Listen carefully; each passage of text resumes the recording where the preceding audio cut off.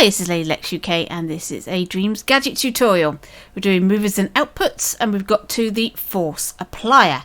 Now this is an interesting gadget because it has two completely opposite actions on it. It can push things away from itself and it can attract things towards itself. And because it has two completely opposite actions for it, I thought it was a good idea to separate this tutorial up into two parts. So in this part we're going to be dealing with the push aspect, and then I'm going to do another tutorial showing you the pull actions that it can do. So let's have a look at this gadget. And as you can see, it has its own trigger zone attached to it. This is the gizmo for this particular gadget, and the force that it's going to apply to objects to push them away from itself is when they fall within this sphere of influence here. Now on the second page you can change the shape of your zone, but as most of the time you're going to be using this for things like explosions, a sphere is, as the default, is probably the one you're going to use the most, because a sphere is what an explosion will create. It will create a bubble of force which expands outwards. So you're probably going to be using the sphere more than any of the others. You can also change the zone size here, or you can hold it and move it up and down like so, or you can grab the gizmo and move up and down with your D-pad to change the size of it. And you can also have fall off, where the influence of the push can be felt further out, which will get gradually more forceful as you get to the center by using a fall off. I won't get into that now, but if you look at the trigger zone tutorial, you'll understand how fall offs work. Right, so let's have a look at the gadgets for push. So you have at the top, you have the strength of the push. Then you have the speed of the push. Then you have whether or not it's going to affect strokes. So this is the first time a gadget has been has affected actual paint strokes. We'll look at that in a minute. Then we've got force mode. So we're going to be doing push today, but there's the pull option. You can't have both at the same time. It's going to be one or the other. Force type. You can have it radial. That means everything gets pushed out from a center point, or directional. And as you can see, the gizmo gives us an arrow. That way everything gets pushed in a specific direction wherever the arrow is facing. We're going to be doing explosions, so we're going to go with the radial. Like I say, that's how an explosion works. It radiates from a central point. Here you have target position, so you can wire this to something that's providing you with a fat wire with an XYZ coordinate onto it, and then you can change the position of this central gizmo. So you can have this dynamically moving around your game with a wire and different information being sent down to this. This wire here, this output socket, this is just telling you whether or not it's applying force. So this is a 1 or a 0. This is a boolean. It's saying 1, yes I'm applying force, or 0, no I'm not. And then you have the option on whether the X, Y, Z coordinates that it's receiving is to do with local space or the scene. Most of the time you're going to be doing local space, so you probably don't need to fiddle about with that too much. We've already seen this page, so on the third page you have the detection mode. This is going to tell you, it's going to define what it will detect within its zone. So you have at the top whether it's going to detect visible, invisible, or either, and then collidable, non-collidable, or either. And then you have these labels, so nothing is labelled up by default, so everything is unlabeled. So if this is selected, then everything will be affected by the force applier, but you might want it that only enemies are affected by this object. Maybe it's a special grenade that only affects the enemies, in which case you would label up your enemy as foe and you would just remove all of these. But the default is to have everything on, and we're just going to leave it at that for now. So those are the labels. Right. So as an example then, I have, let's just delete that, I have made some landmines over here using the force applier. So let's have a look and see what we've got. So here is our player. Here's our first landmine.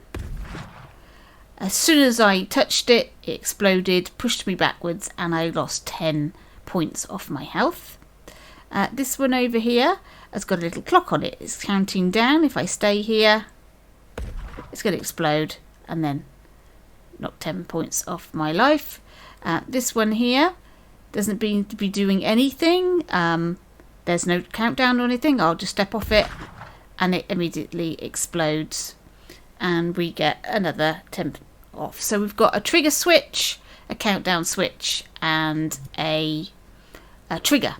Just ordinary trigger. So let's have a look at those and see what the difference is in their microchips. So here's my first landmine. This is the first one we went to, and here is its microchip. So here's the force applier, and here is the zone. So it's quite close to, I have got it a little bit further out than just the block itself, but we could make that smaller and make it specifically just this little stand, this mine. This is applying force. As you remember, this is the 1-0 option. So when this is going to provide power when it's a 1 to all of these other gadgets. So when it's applying force, when it's moving our player away, it's going to play a grenade blast. It's going to emit this explosion.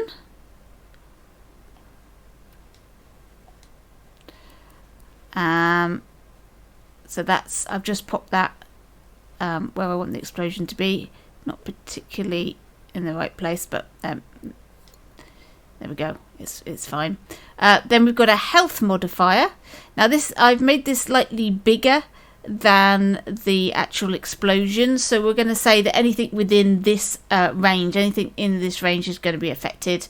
The health modifier is going to lose 10 health because of this explosion. You can change the size of that as you need. And we've got destroyer. This is going to destroy our landmine straight away. Now, because it's doing that, we need to change the sound effect slightly. So I've extended that last, because that would default to sort of there. I've put that right to the end so that it will definitely sound. Otherwise you get this noise and that's it, done. So we want the whole sound to show, so we've stretched that out. And now we've got our little explosion landmine. So let's just go through these though. So here is our emitter. This is where it's going to emit our explosion. And you already saw our explosion. You just select that with the object to emit. Now I haven't done the emitter yet as a tutorial, so I'm not going to go into great detail of that. But that's how you do the explosion. The health modifier, it's -10, so it's going to modify by -10 per hit within this zone. So when that goes off, that turns it on, that power goes on, it's going to take 10 off just the once as it explodes. And the destroyer literally has very little in its tweak menu to play about with. This is just going to destroy everything, the microchip and the landmine. So let's have a look at the timed one now, see how the differences are on this. Now, so this time we're using a trigger zone. We are not using the zone of the emitter this time. We're going to use a trigger zone. So as you can see, my trigger zone is a little bit off. So let's move it. There we go. So once you are in this trigger zone, it's going to set off our counter, and that counter is then going to set off our timer, and our timer has got a number displayer on it, and it's going to count down. So we've got a countdown from 5 down to 0, and we've linked the timer finished pulse to our force applier. Again, not quite in the right place, are we? There we go. Let's move this. So that's going to anything within this area here is going to be affected by the force applier, and it's going to explode. Now I think we haven't got it quite forceful enough, so let's speed it up a little bit, like so. Make it a little bit more forceful. Get the emitter the same. Now, as everything was slightly off, I'm assuming the emitter is also slightly off. Yes, it is. Is it? No, the emitter's okay. The emitter's in the right place. Then you've got your health modifier like it was before, and the destroyer like it was before, exactly the same. So let's have a look and see how changing those parameters have made a difference to our explosion. 4, 3, 2, 1.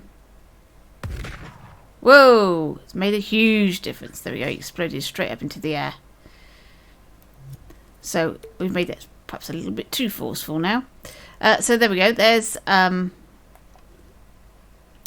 timed one. So we have a timer. So we've got a trigger zone, sets off a timer, and then we sets off the explosion and the force push and everything. This one. This is our landmine that gets triggered but doesn't go off until you step off it. So we've got a trigger zone. I don't know why everything's been moved, but everything seems to have shifted and moved, which is not quite what I want. So we've got a trigger zone on our landmine. If I can stick it on our landmine, hang on. There we are. Very good in 3D. And this is going to set off our counter, and we've also got a NOT gate. So it's saying if you're detected, it sets off the counter, and if the counter has been set and then you step out of the trigger zone, then we're going to set off this counter, which sets off all of these. So we've got the grenade blast, the force applier, the emitter, the health modifier, and the destroyer.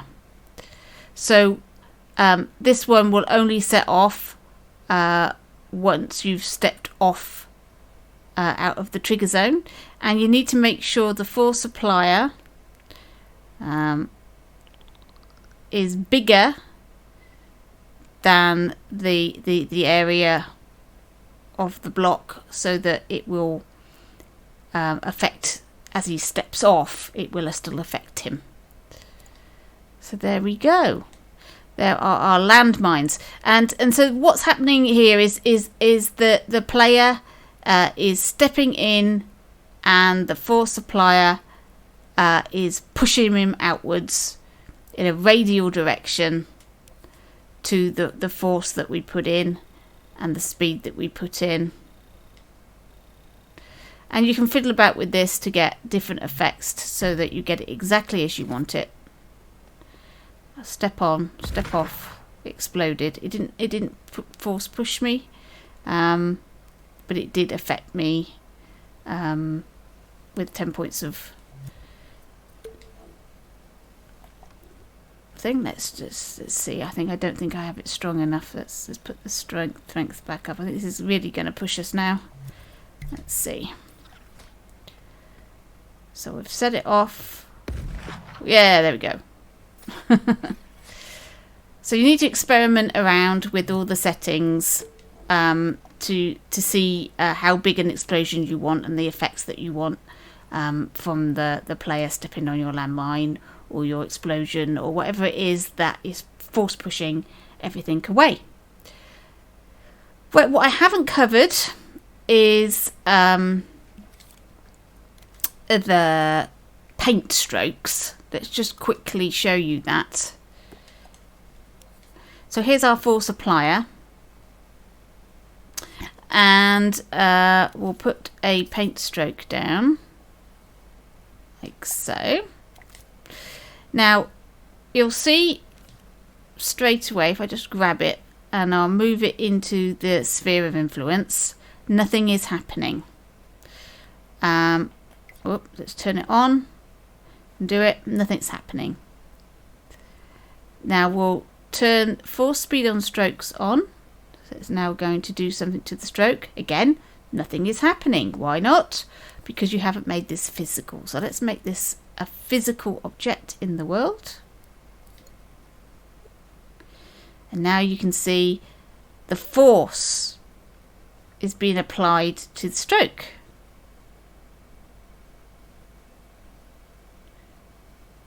And as you can see, it's going out from that central point, so it's pointing outwards.